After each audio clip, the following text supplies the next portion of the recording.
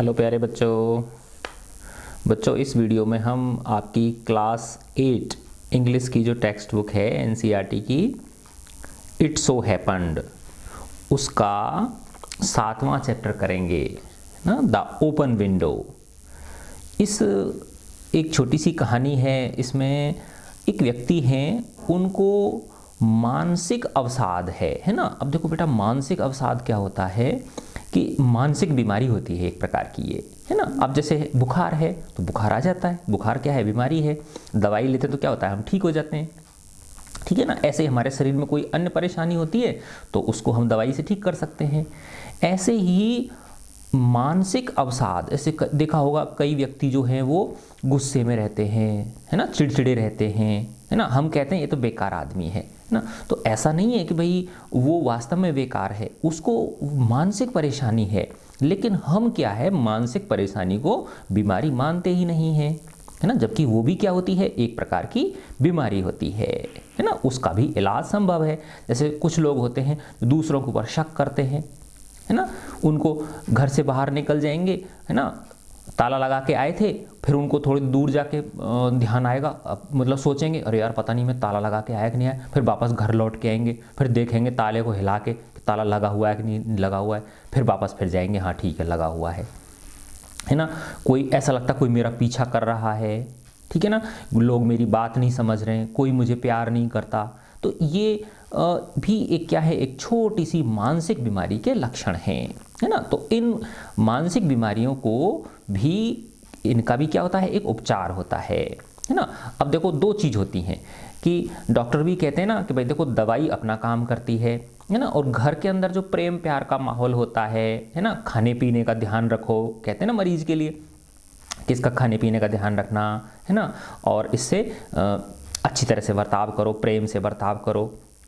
दूसरा, कई लोग आपने देखा होगा कि बीमार जो होते हैं उनको डॉक्टर जो है ना सलाह देते हैं, मानसिक जो बीमार होते हैं, कि आप कहीं घूमने फिरने जाइए, है ना, आप कुछ दिन की छुट्टी ले लीजिए, है ना, और आप इस दिनचर्या से थोड़ा सा क्या हो जाओ, मुक्त हो जाओ, और थोड़ा अलग घूम के देखो आप, है ना। कई लोगों को वो पहाड़ पे जाने की, पहाड़ पे सैर करने की, सैल होते हैं ना, जैसे टूर करने की, है ना, वहाँ की सलाह देते हैं कि आप कुछ दिन वहाँ बिता के आइए, है ना। तो ऐसा होता है बच्चों, और ये कारगर भी साबित होता है। यानी एक व्यक्ति किसी एक ही माहौल में रह रहा है वो, है ना, और मानसिक बीमारी से ग्रस्त है वो, और बार बार वो अपने आसपास उन्हीं लोगों को देख रहा है जिनसे उसे चिढ़ है ना। और कुछ समय के लिए अगर उस व्यक्ति को बाहर भेज दिया जाए, ठीक है ना, तो दवाइयों के साथ में उन चीज़ों का परिवेश जो बदलता है, जगह जो बदलती है, वो भी बहुत कारगर सिद्ध होती है ना। तो ये जो एक व्यक्ति है, ये जो नटल नाम है इनका, नटल, है ना, ये मानसिक अवसाद से ग्रस्त है। इसमें एक विशेष नाम दिया गया है इसको, बैड नर्व्स। क्या नाम दिया गया है, बैड नर्व्स, है ना। इस व्यक्ति को बैड नर्व्स की परेशानी है, वैसे बिल्कुल ठीक है ये, ठीक है ना। तो इसकी जो बहन है, सिस्टर है, इसको कहीं दूर एक छोटी सी जगह पर जाने की सलाह देती हैं, जहाँ वो खुद रह के आई हैं, कि तुम वहाँ जाओ। और कुछ लोगों के वो लेटर लिख के देते हैं कि ये मेरे परिचित लोग हैं, आप इनसे वहाँ जाके मिलना, ठीक है ना। तो यही कहानी है, ये मैं अब आगे इसको पढ़ता हूँ। The open window. Frampton Nuttall had bad nerves. जो व्यक्ति का चित्र मैंने अभी दिखाया था, इसको बैड नर्व्स की बीमारी है ना। एक तरह से ये मान के चलो आप, बैड नर्व्स का मतलब क्या है, एक ऐसी स्थिति जहाँ व्यक्ति इमोशनल स्ट्रेस में होता है, मानसिक अवसाद में होता है वो, ठीक है। He retires to the country for cure and calls on a family friend. वो एक कंट्री का मतलब वैसे देश होता है, लेकिन यहाँ पे क्या अर्थ है, दूर जो है ना, अकेले जैसे होते हैं ना, दूर दराज की, शहर से बहुत दूर कोई गांव समझ लो आप, है ना, छोटी जगह जहाँ भीड़ भाड़ नहीं होती, तो वह अपने इलाज के लिए शहर से दूर एक छोटी जगह पे जाता है। रिटायर का मतलब जाना होता है। And calls on a family friend, और एक पारिवारिक मित्र के घर, है ना, वो वहाँ पे विजिट करता है। कॉल ऑन का मतलब होता है विजिट करना। The lady being busy up stairs. अब जिस महिला के पास वो गया है वहाँ पे, है ना, विजिट करने के लिए, जिसके घर गया है, वो ऊपर सीढ़ियों से ऊपर, वहाँ पे ऊपर कमरे होंगे, वहाँ पे काम में व्यस्त है। हर यंग नीस, उसकी छोटी भतीजी, उसकी एक छोटी सी भतीजी है, refers to a family mishap, वो एक पारिवारिक दुर्घटना के बारे में बताती है। किसको, नटल को। With focus on the open window, और वो किसके ऊपर फोकस करती है किसके ऊपर, वो विशेष जोर देती है, ओपन विंडो के ऊपर जोर देती है। आओ अब हम इसको पढ़ते हैं। My aunt will be down presently. Presently का मतलब होता है अभी थोड़ी देर में, मेरी आंट अभी थोड़ी देर में आ जाएंगी।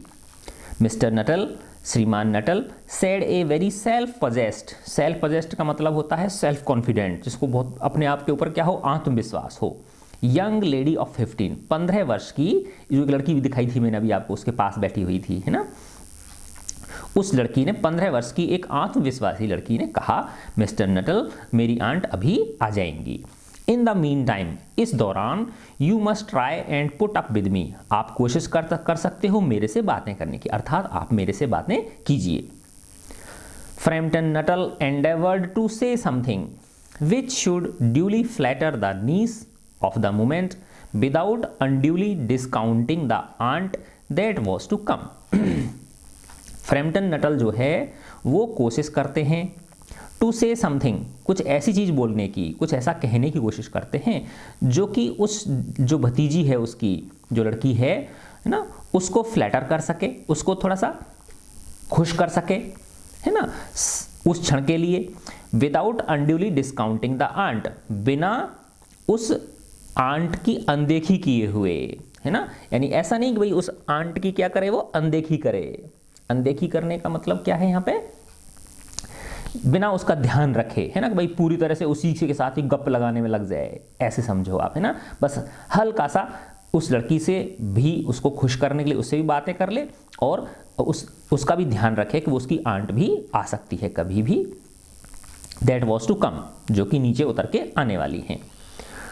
प्राइवेटली ही डाउटेड, अंदर ही अंदर, यानी अपने मन में मिस्टर नटल को डाउट है, संदेह है, मोर देन एवर, है ना, पहले से भी ज़्यादा उसे संदेह है, whether these formal visits of a succession of total strangers would do much toward helping the nerve cure which he was suppose to be undergoing.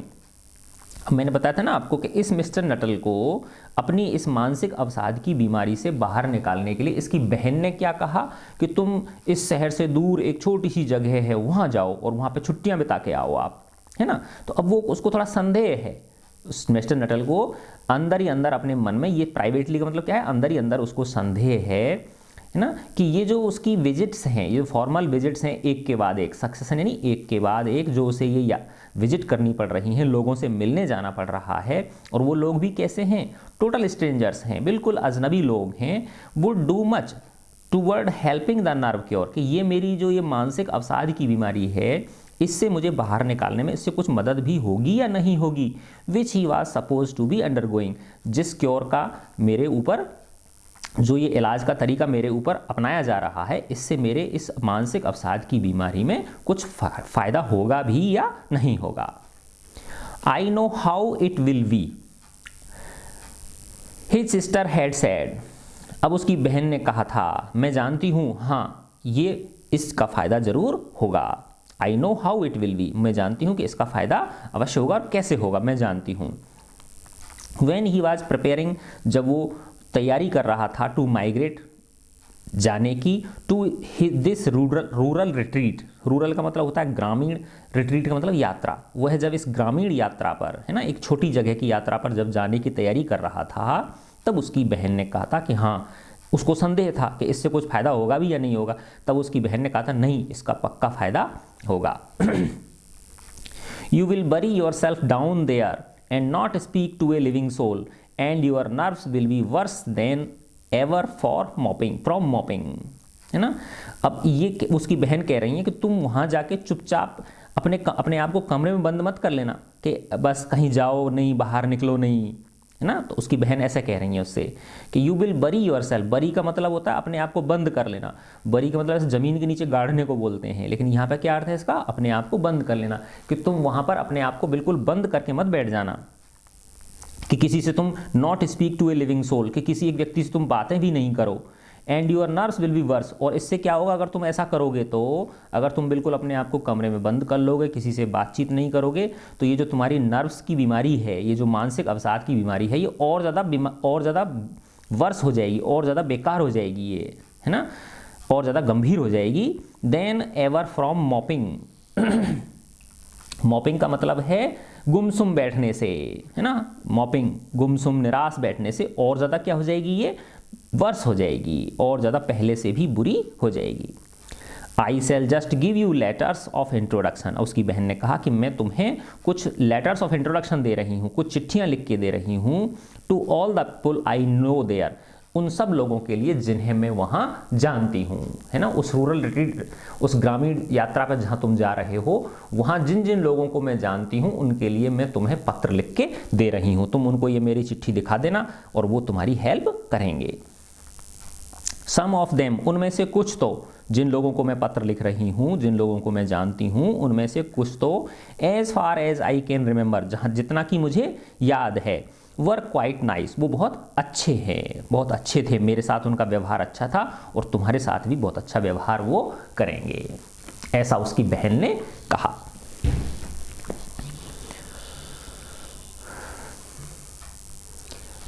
Frampton wondered whether Mrs सैपल्टन, है ना, अब देखो वो जो महिला ऊपर काम कर रही थी, जिसकी भतीजी, है ना, जिसकी भतीजी से वो चैटिंग कर रहा है, बातें कर रहा है, वो, है ना, उसकी चाची का क्या नाम है, आंट का क्या नाम, मिसेस सैपल्टन, ठीक है ना। तो Framton wondered whether Mrs Sappleton the lady to whom he was presenting one of the letters of introduction came into the nice division, ठीक है ना। अब यहाँ पे एक शब्द आया, ये नाइस डिवीजन। नाइस डिवीजन का मतलब है उसका व्यवहार अच्छा तो होगा, व्यवहार अच्छा होना। नाइस डिवीजन का मतलब उसका व्यवहार, किसी व्यक्ति का अच्छा व्यवहार होना। तो फ्रैम्पटन सोच रहा था, वंडर्ड माने वैसे वंडर यानी आश्चर्य करना होता है, लेकिन यहाँ पे सोचना है। तो फ्रैम्पटन ने सोचा कि जो श्रीमती सैपल्टन है, वो महिला जैसे कि वो अपना एक लेटर ऑफ इंट्रोडक्शन जो उसकी बहन ने दिया है, जैसे वो देने जा रहा है ना, केम इनटू द नाइस डिवीजन, वो ठीक तो होगी, भली तो होगी, वो अच्छी तो होगी, वो मेरी बात तो समझेगी, वो ऐसे सोच रहा है वो। Do you know many of the people round here asked the niece. अब इस भतीजी ने पूछा, देखो ये भतीजी है, मैं दोबारा दिखाता हूँ आपको, ये सैपल्टन की भतीजी है, नीस है ये, है ना, जिसकी की आंट ऊपर काम कर रही है कमरे में, है ना, ऊपर सीढ़ियों से ऊपर, और ये मिस्टर फ्रैम्पटन नटल है, जिसको की मानसिक अवसाद की बीमारी है, और इसकी बहन ने कहा है कि तुम यहाँ से, इस शहर की भीड़ भाड़ भरी व्यस्त जिंदगी से दूर जाओ, यहाँ से कुछ दिन बाहर रह के आओ, घूमो फिरो, मस्ती करो, जिससे तुम्हारा मानसिक अवसाद क्या होगा, कम होगा, ठीक है ना। तो ये उसकी बहन ने जो चिट्ठी लिख के दी कि इन लोगों से तुम मिलना, वहाँ जाकर चुपचाप मत बैठ जाना।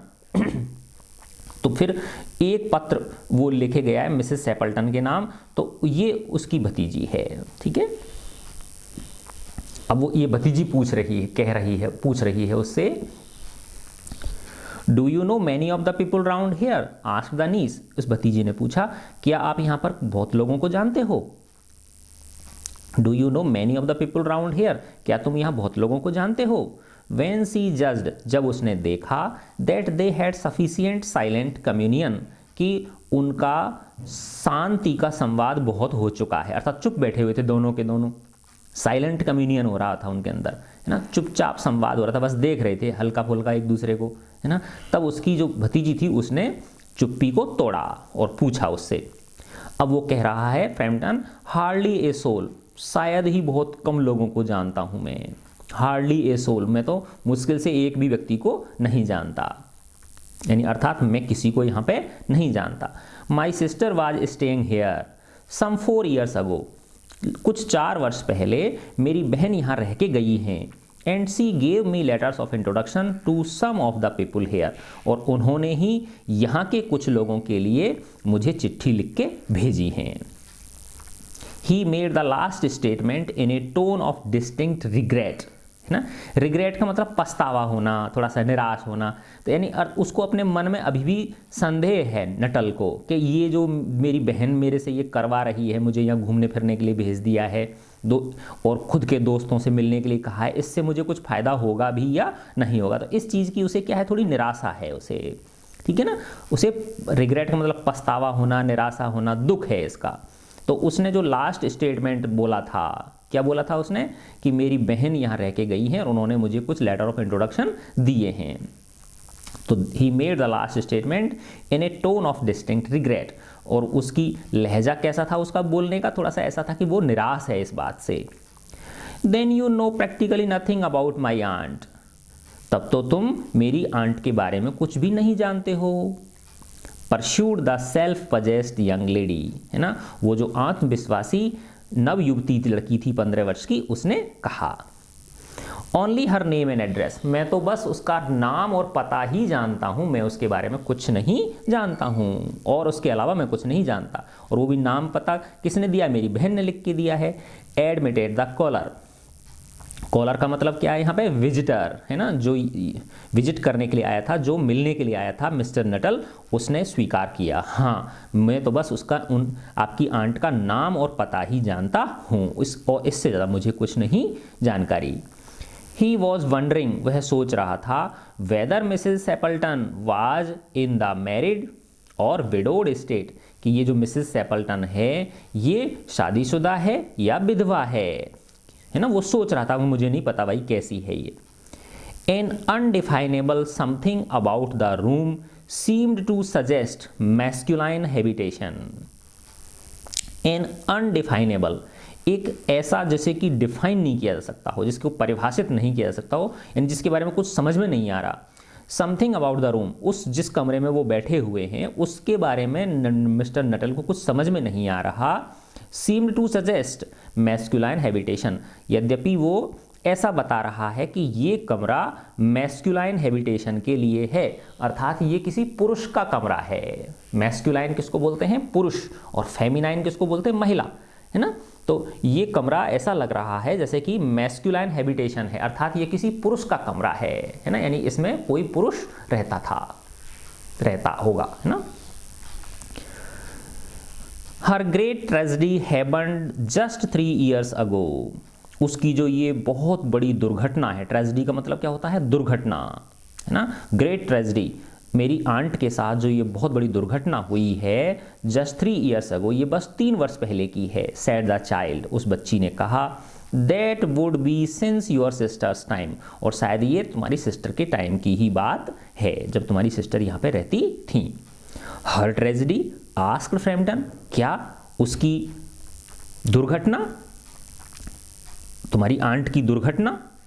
Somehow in this restful country spot, country spot, tragedies seemed out of place, क्योंकि इस शांत, रेस्टफुल, है ना, बिल्कुल आरामदायक, छोटी सी शांत ठहरी हुई सी ये जो अलग थलग जो जगह है, कंट्री यानी जो ग्राम्य जीवन है, ये ग्रामीण परिवेश है, यहाँ पे दुर्घटनाओं का होना उसे कुछ आउट ऑफ प्लेस दिख रहा था कि यहाँ दुर्घटना कैसे हो सकती है भाई, है ना। यहाँ तो ऐसी कोई भीड़ भाड़ तो है नहीं कि भाई सड़क एक्सीडेंट हो रहे हैं या मतलब यहाँ तो बिल्कुल, ये तो बिल्कुल शांत गंभीर वैसा एरिया है, बहुत ही बिल्कुल पीसफुल है, यहाँ पे दुर्घटना कैसे हो सकती है। तो ऐसा वो सोच रहा है, फ्रैम्पटन नटल सोच रहा है।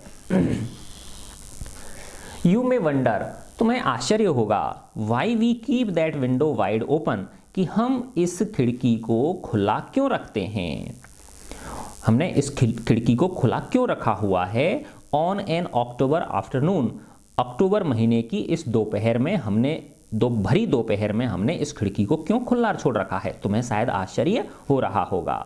सैड द नीस, उस भतीजी ने कहा, indicating a large French window that opened to a lawn, इशारा करते हुए एक बड़ी फ्रेंच विंडो की तरफ, फ्रेंच विंडो यानी फ्रांस के मकानों की विंडो, खिड़की की तरफ इशारा करते हुए, that opened on to a lawn, जो कि किस में खुल रही थी, एक लॉन में खुल रही थी, अर्थात उस खिड़की को, खुली खिड़की से क्या दिखाई दे रहा था, लॉन दिखाई दे रहा था, हरी भरी घास, लॉन, मैदान दिखाई दे रहा था, है ना। तो जिस कमरे में वो बैठे हुए हैं, है ना, ये जो कमरा है, जिस कमरे में ये फ्रैम्पटन नटल और ये जो लड़की है नीस जो है उसकी, ये बैठे हुए हैं, इस कमरे में देखो, ये इसके जस्ट पीछे ये वाली, ये खिड़की देखो, यहाँ से लेकर यहाँ तक ये दिख रही है, देखो ये खिड़की नज़र आ रही है आपको, ये वाली।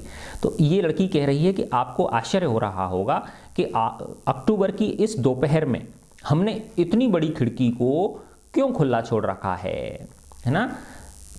और उस खिड़की में से पीछे क्या दिखाई दे रहा था? लॉन दिखाई दे रहा था। देखो ये लॉन दिखाई दे रहा है ना, ये ग्राउंड दिखाई दे रहा है।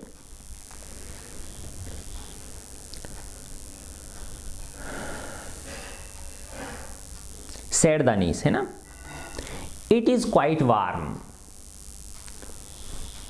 It is quite warm for the time of the year, यानी वर्ष का ये गर्म महीना है ना। अब अक्टूबर वहाँ पे कैसा है, उस जिस जगह पे है, क्योंकि हर देश की अपनी अलग अलग जलवायु होती है, ठीक है ना। कहीं पे किसी समय गर्मी होती है, कहीं पे किसी जगह किसी समय ठंड होती है। ओके, तो it is quite warm for the time of the year, क्योंकि ये वर्ष का गर्म महीना है और हमने फिर भी खिड़की को क्या कर रखा है, खुला छोड़ रखा है ना। It is quite warm for the time of the year sad Frampton, Frampton ने कहा कि हाँ ये तो वर्ष का काफ़ी गर्म महीना है। But has that window got anything to do with the tragedy, लेकिन क्या इस विंडो का उस दुर्घटना से कुछ लेना देना है, कुछ संबंध है? But has that window got anything to do with this tragedy, है ना। क्या इस खुली जो खिड़की है इसका उस दुर्घटना से कोई लेना देना है? आउट थ्रू दैट विंडो, अब वो नीस जो है ना वो बता रही है कि इस खिड़की से 3 years ago to the day, आज के दिन से 3 वर्ष पहले, यानी आज के दिन से ही 3 वर्ष पहले, यानी बिल्कुल ठीक आज से 3 वर्ष पहले इसी खिड़की से हर हस्बैंड, उसके पति, मेरी आंट के, है ना, ये कह रही है, नीस कह रही है कि मेरे आंट के पति, मेरी आंट के पति, एंड हर 2 young ब्रदर्स, और उसके 2 छोटे भाई, वेंट ऑफ, गए थे, फॉर देयर डेज शूटिंग, अपने दिन की शूटिंग करने के लिए, है ना। शूट करने का मतलब होता है बेटा, जैसे इधर विदेशों में क्या है, ये अलग तरह की वो होती हैं, इनकी कुछ क्रियाकलाप होते हैं, तो ये गन होती हैं इनके पास में, और जाके ये चिड़ियों को मारते हैं, है ना। एक शौक होता है इनका, है ना, शूटिंग करना, ठीक है ना, चिड़ियों के ऊपर निशाना साधना, है ना। और अगर निशाना सही बैठ जाता तो अपने आप को सफल मानते हैं, ये ऐसे मान लो आप इस चीज़ को, है ना। तो वो बच्ची कह रही है कि इस ही विंडो से आज से बिल्कुल 3 वर्ष पहले, एग्जैक्ट 3 वर्ष पहले, मेरी आंट जो है, इनके पति और उनके 2 भाई इसी खिड़की से आज के दिन ही शूटिंग करने के लिए गए थे। दे नेवर केम बैक, वो कभी वापस नहीं लौटे। 3 वर्ष हो गए, वो आज तक वापस नहीं लौटे। अब अर्थात वो कुछ विषय अलग तरह के ही हैं वो, यानी वो दरवाजे से नहीं जाते, खिड़की में से कूद के जाते हैं वो समझ रहे हो ना आप लोग। यानी वो जो उसका पति और उसके जो 2 भाई हैं, जब वो शूटिंग करने जाते हैं, है ना, निशानेबाजी करने जब जाते हैं चिड़ियों को मारने के लिए, चिड़ियों के ऊपर निशाना, तो वो दरवाजे से नहीं जाते बल्कि इस खिड़की में से कूद के जाते हैं वो, ठीक है ना। तो दे नेवर केम बैक, वो आज तक वापस नहीं लौटे हैं। In crossing the moor to their favourite shooting ground, they were all 3 engulfed in a treacherous piece of bog, है ना। अब देखो ध्यान से सुनो, इसको समझो। इन क्रॉसिंग द मूर, है ना, मूर का मतलब है घास का मैदान, grassland.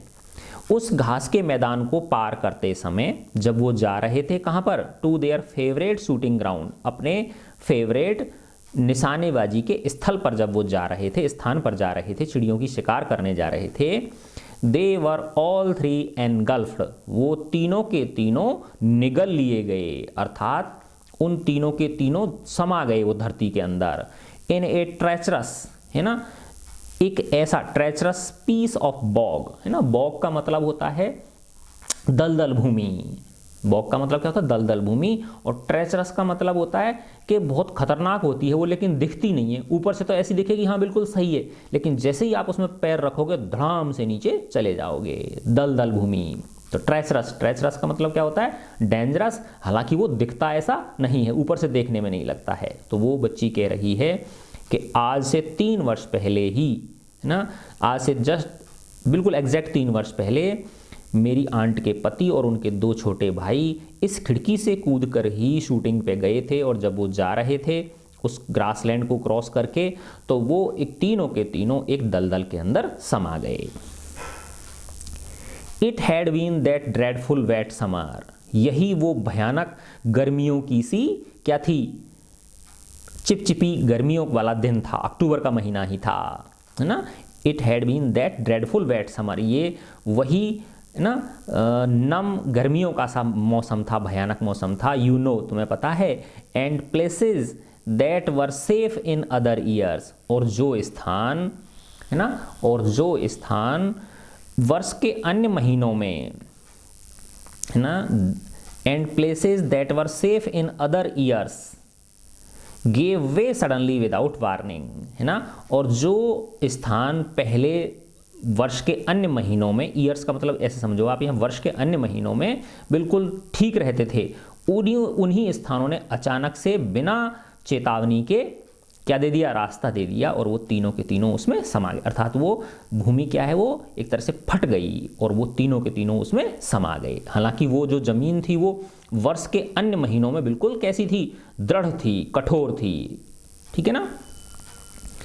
And places that were safe in other years gave way suddenly without warning, और जो पहले बिल्कुल सुरक्षित स्थान थे, सुरक्षित जो जगह थी, आराम से खूब वहाँ पे चलते फिरते घूमते जाते थे, लेकिन वो अचानक से उसने बिना किसी चेतावनी के वो ज़मीन खिसक गई, फट गई, और उसमें वो तीनों के तीनों समा गए। Their bodies were never recovered, उनकी जो बॉडीज़ थी वो कभी वापस नहीं मिली, है ना, अर्थात उनका कोई अता पता नहीं चला तीनों के तीनों का। That was the dreadful part of it, यही वो भयानक बात है उस घटना की। Here the child's voice lost its self possessed note and became falteringly human.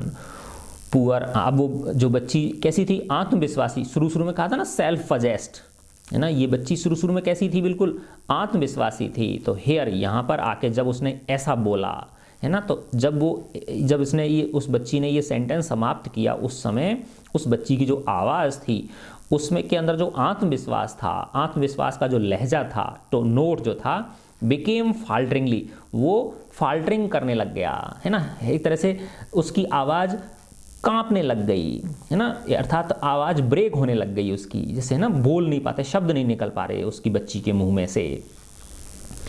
Poor aunt, अब वो कह रही है कि बेचारी चाची, पुअर आंट थिंक्स, अभी भी सोचती हैं, that they will come back someday, कि वो एक न एक दिन ज़रूर आएंगे लौट के। यानी 3 वर्ष हो गए उनको उस दलदल के अंदर समाये हुए, है ना, लेकिन ये बेचारी जो मेरी आंट है अभी भी ये सोचती है कि वो एक न एक दिन ज़रूर लौट के आएंगे। They and the little brown spaniel that was lost with them, है ना, कौन कौन आएंगे, वो तीनों के तीनों, और उनके साथ एक छोटा सा ब्राउन कलर का कुत्ता भी था उनका, स्पेनियल, ये ना एक छोटा सा ब्राउन कलर का कुत्ता भी था, पालतू कुत्ता, दैट वाज लॉस्ट, वह भी जो उनके साथ खो गया था, विद देम, अर्थात वो भी उनके साथ लौट आएगा। And walk in at that window, और वो इस खिड़की से ही वापस अंदर आ जाएंगे घर के अंदर, just as they use to do, जैसा कि वो अक्सर करते थे। अर्थात वो लोग खिड़की में से ही कूद के जाते थे और खिड़की में से ही अंदर घुसते थे, है ना, कुछ स्पेशल टाइप के थे वो, है ना। दैट इज़ वाई, यही कारण है, the window is kept open every evening till it is quite dusk. अब वो बच्ची कह रही है यही कारण है कि ये जो खिड़की है इसे खुला रखा जाता है प्रत्येक शाम को, जब तक कि अंधेरा न हो जाए, है ना, कि मेरी जो आंट है वो सोचती है कि वो अवश्य लौटेंगे, है ना, इसलिए वो खिड़की को क्या रखती है, खुला रखती है। तो एक खिड़की, खुली खिड़की जो है एक तरह से उसकी आशा का प्रतीक है ना। तो दैट इज़ वाई, यही कारण है, the window is kept open every evening, कि प्रत्येक शाम को खिड़की को खुला रखा जाता है, till it is quite dusk, जब तक कि क्या नहीं हो जाती, शाम नहीं हो जाती, अंधेरा नहीं छा जाता। पुअर डियर आंट, बेचारी चाची मेरी, she has often told me how they went out, वो मुझे अक्सर कहती हैं कि किस प्रकार वो गए थे।